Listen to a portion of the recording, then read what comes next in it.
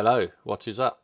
So, this video will be about overclocking your 9070 XT for the 9000 series because it is a bit different now. So, what I'm going to do is I'm going to overclock it. And I did have a quick look on the video on YouTube, Ancient Gameplays, really good channel for AMD users.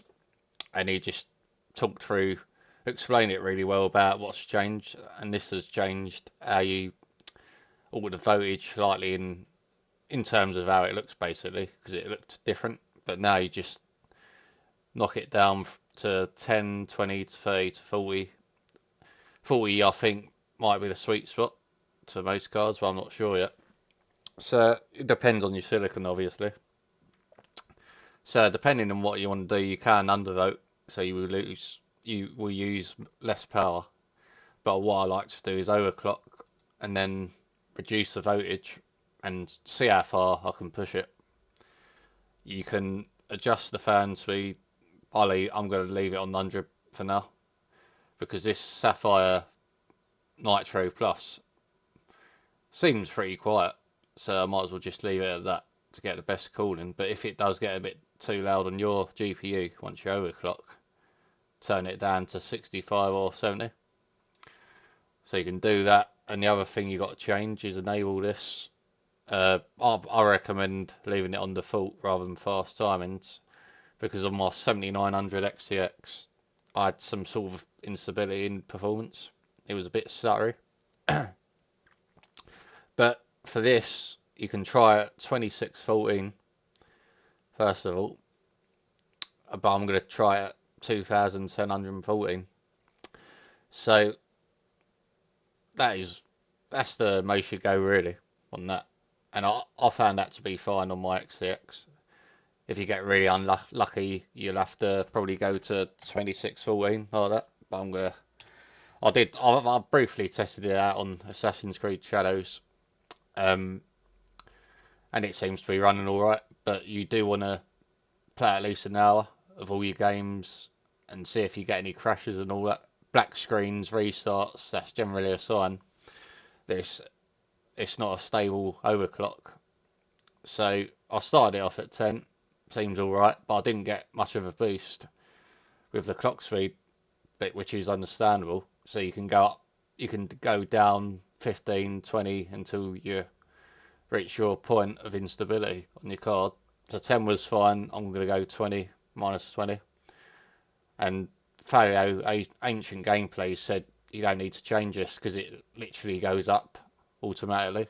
So all you got to do is increase that for overclocking, adjust that to try 2614, then try 2714. If you don't notice anything abnormal, it should be fine.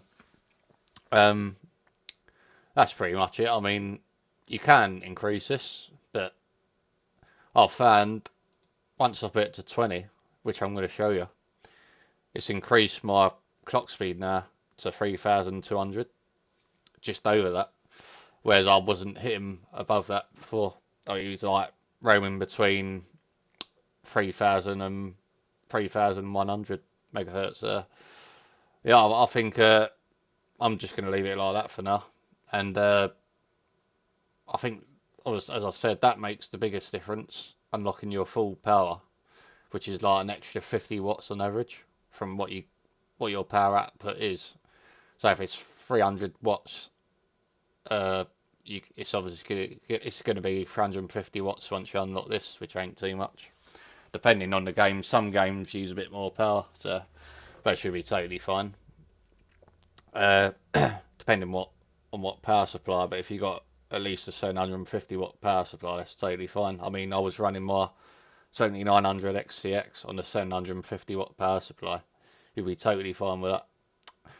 So, and that was using a lot more power than this 97 XT. So we've said, oh yeah, and this is why I had some Nvidia fanboys telling me there's nothing special about this app. Well, this is what I like. You can actually export, save your overclock and save it, then you can just load it up. The Nvidia app pissed me off so much that every time I had to do an automatic overclock, I couldn't just put the settings in I wanted. So that's my answer to that. I much prefer this. And just doing it again, I mean, it's trial and error, but I just like how customizable it is. So that's that. I prefer it. Some people won't. I know people will say you can use MSI Afterburner, but I personally don't want that app running in every game I play because I've had issues with it. So this is why I want everything to be done in the app, and this is what Nvidia should do, give you all these options. Anyway, so this is what I'm running with. So I've literally got to just test games. I'd say find 10 games, they're running fine at stock, and then test it out in them. This is my game that's stable. So I haven't been getting any issues on AMD with this. I was with Nvidia. I was getting crashes to desktop after an hour or half hour sometimes. So we're going to load that up. I'm going to load that up as well. It's a bit time consuming, but it should be pretty stable -10 anyway. So now I've gone to -20 on the voltage for the offset, and I've been getting zero issues on AMD with this game. So if I notice anything like any crashes, black screens, then I know it's the overclock.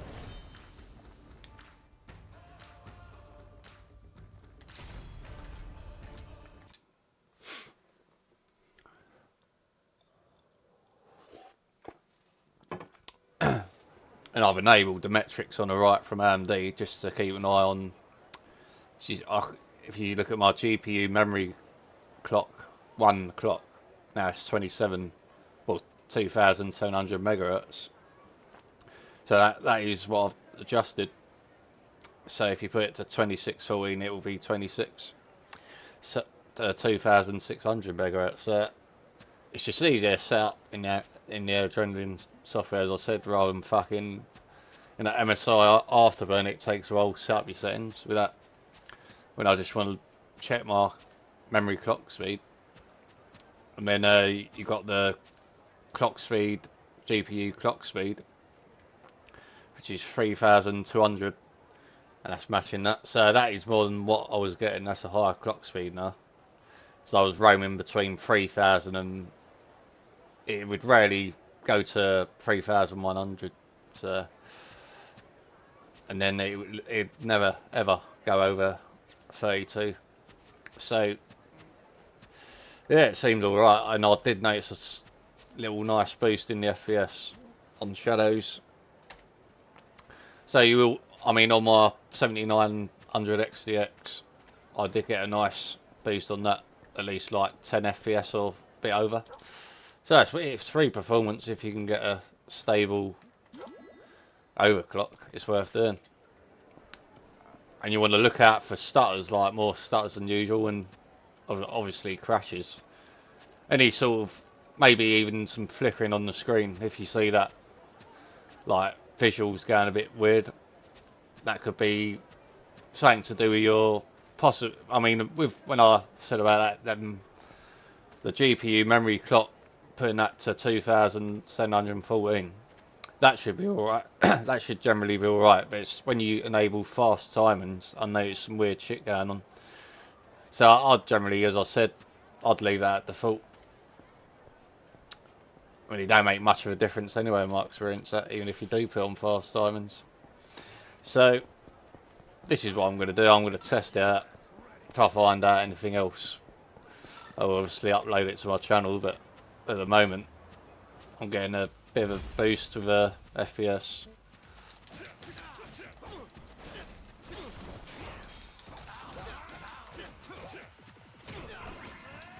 And we'll see how it goes.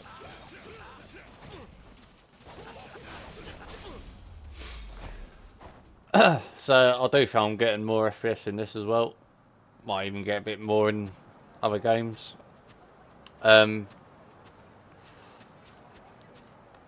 So we have got the Last of Us Part 2 coming out, which has been confirmed for FSR 4 now in the Adrenaline app, which is pretty good. So I can show you that. So I can't play it yet because I'm I'm waiting for you gotta wait for the American times. But if we have a look at this, you can actually see, because I've preloaded it, I've installed it, and you have actually got the toggle, which is great news. So that should work. I mean, it did work in the first part. When I tested it, it was active, so this should be ready to go once you can install it and play it. So that's good news. So I think that's pretty much everything. I mean, as I say, any problems, first of all, you've got to enable that to do your overclock, then go back to default if you just don't want it, if you're getting annoyed with it. But generally, I mean, that is -20. It's when you start going past -40, you might get some issues, or maybe if you got really unlucky with a silicon, it might even start crashing here or at 30. I don't know. It's something you got to basically figure out for yourself and play around with it and see what your card is capable of. Anyway, that is it for now. Thanks for watching, and I will see you in the next one.